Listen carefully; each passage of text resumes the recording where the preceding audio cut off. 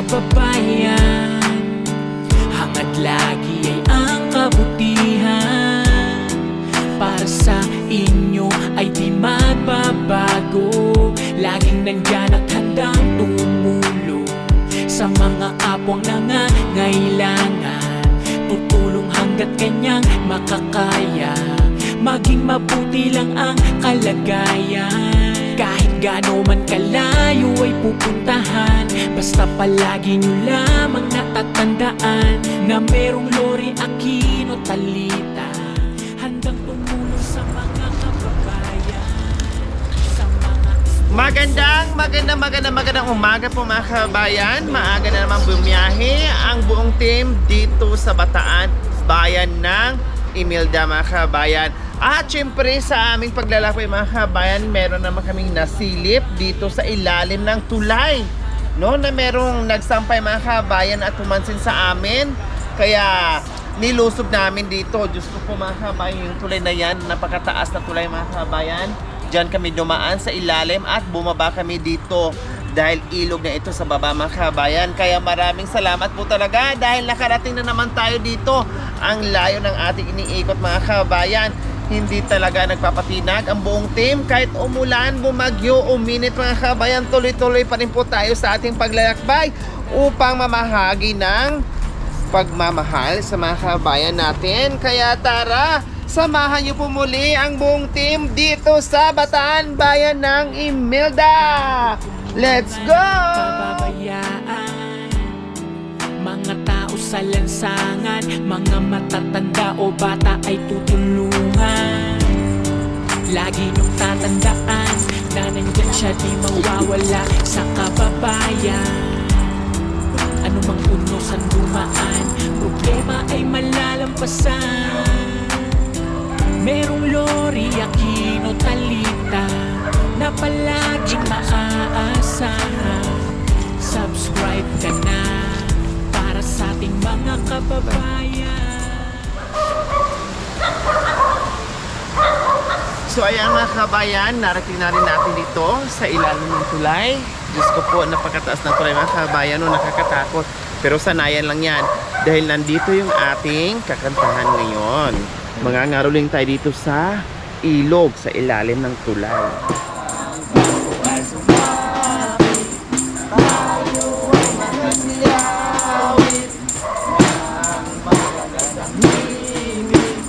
Dahil sa Diyos ay ang pag-ibig, nakasigayway sila.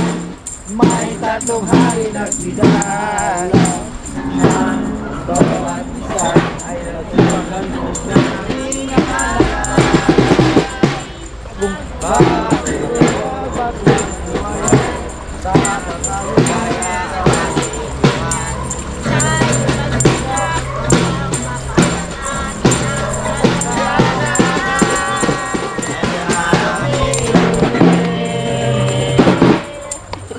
Mamamasko po nanay, Merry Christmas po sa inyo.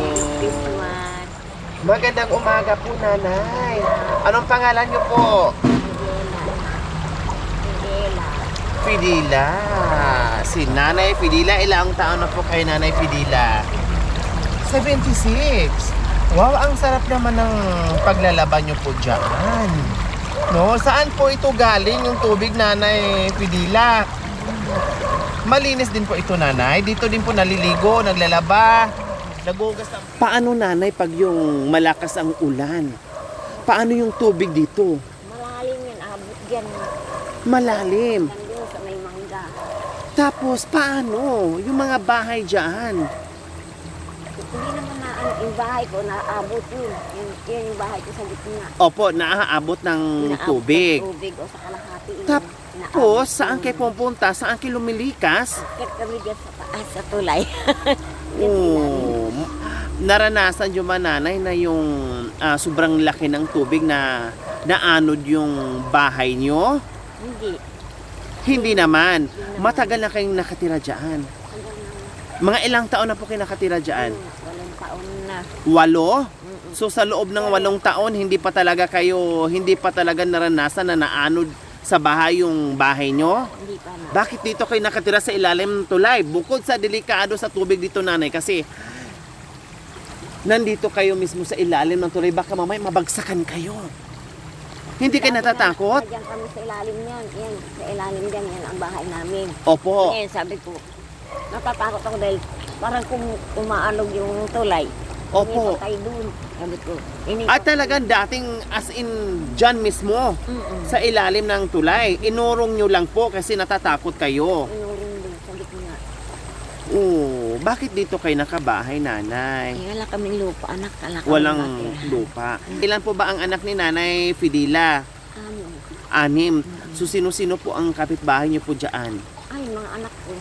Puro anak ko yan. Mga nandyan, doon. Kumusta po ang buhay ni Nanay Fidila dito sa nakatira sa ilalim ng tulay? Anak ko, nung araw nananampalok ako. Nananampalok? Oo, nung Nangunguha bata pa ng sampalok. Oo. Binibenta yung talbos, yung usbong, o yung Ay, bunga. usbong. Yung bunga, masarap din po yung usbong. 'Di ba yung murang dahon, ginagawang alam niyo po ba 'yon kung saan ginagamit yung usbong ng sampalok?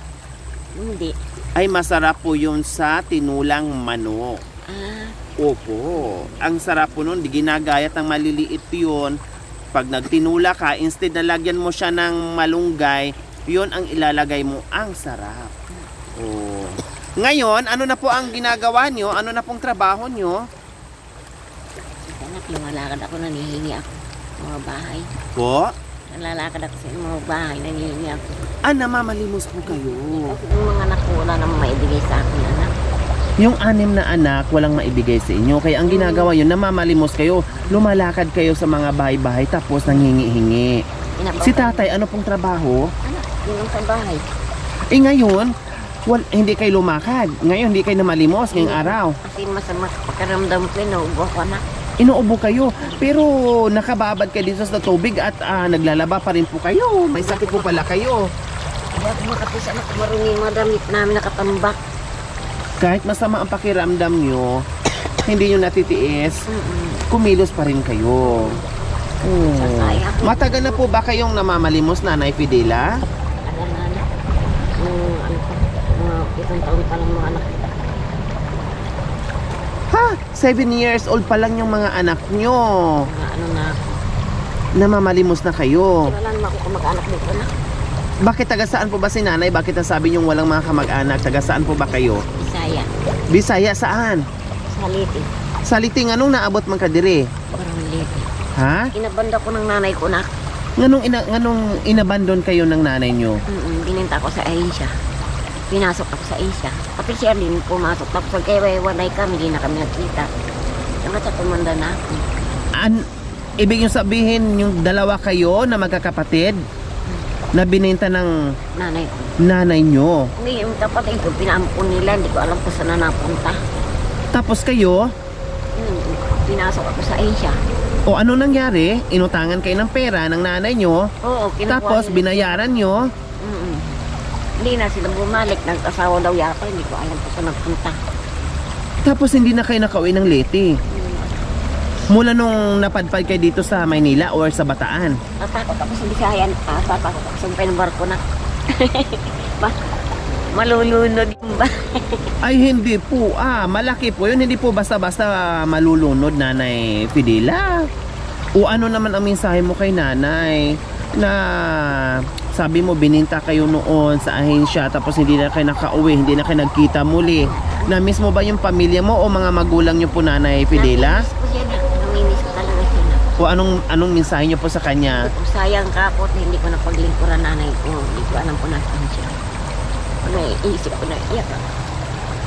Ilang taon na po kay Nanay Fidela na hindi nakita ng nanay nyo? Ano pala ako nakatus? 10 taon pa lang ako nun.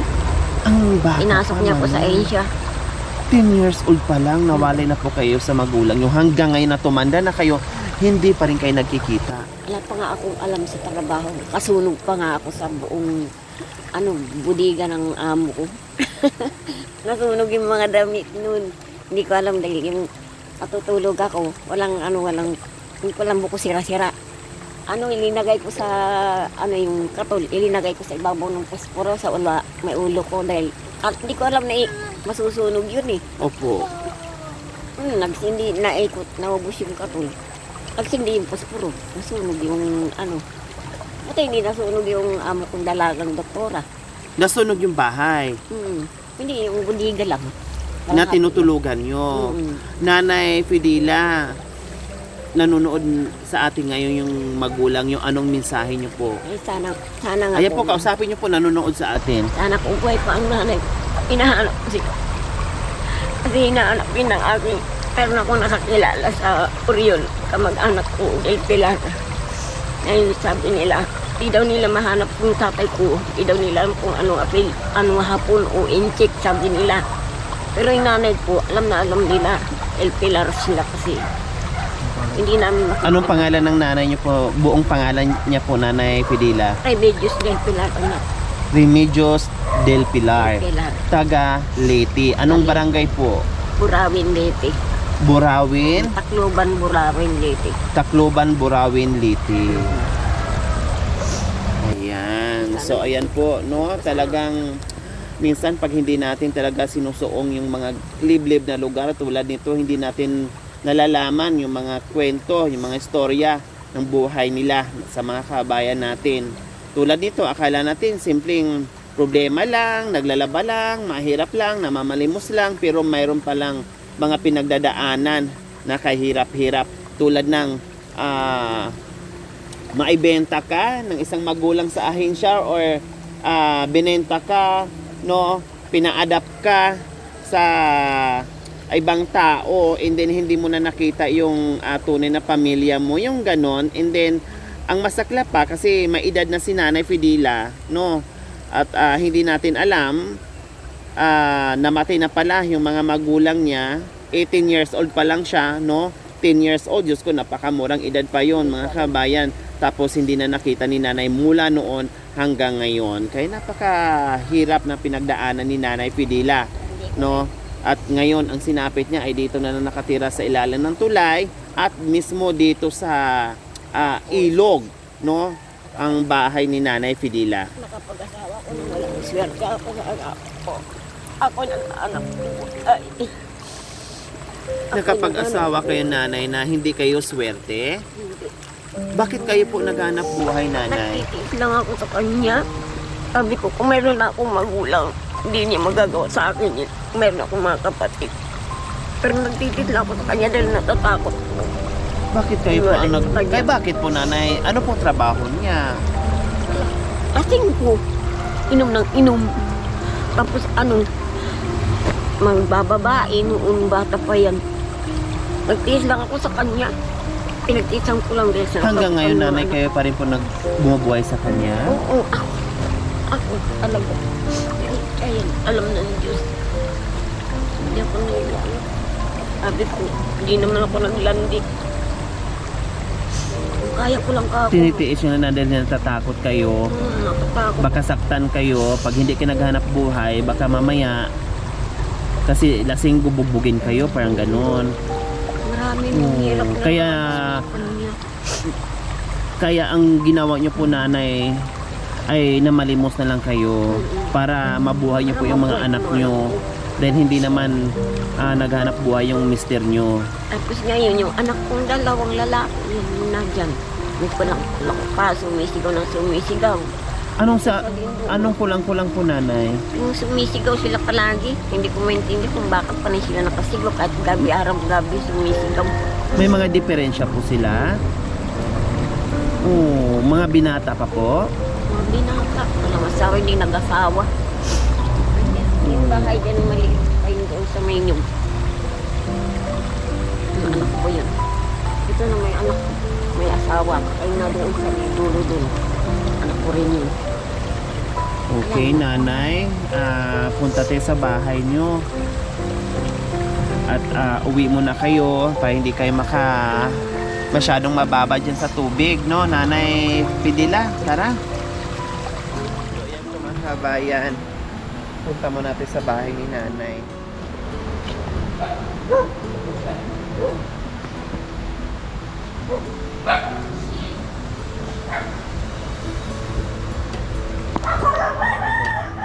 Sa umagang ito, Nanay Fidila, meron kaming surprise sa inyo.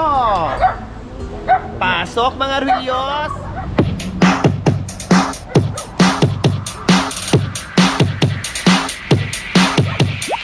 DJ Ronel Bakubak Remix.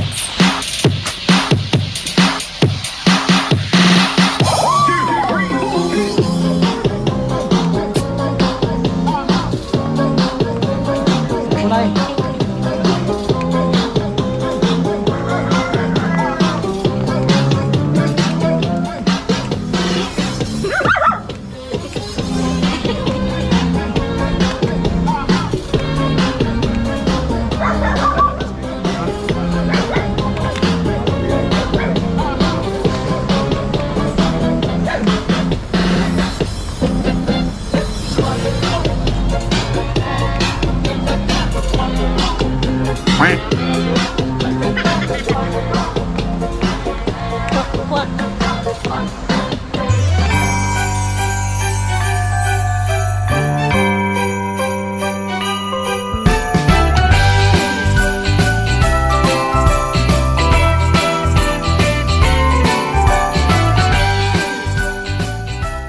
Oh, di ba? Diyos.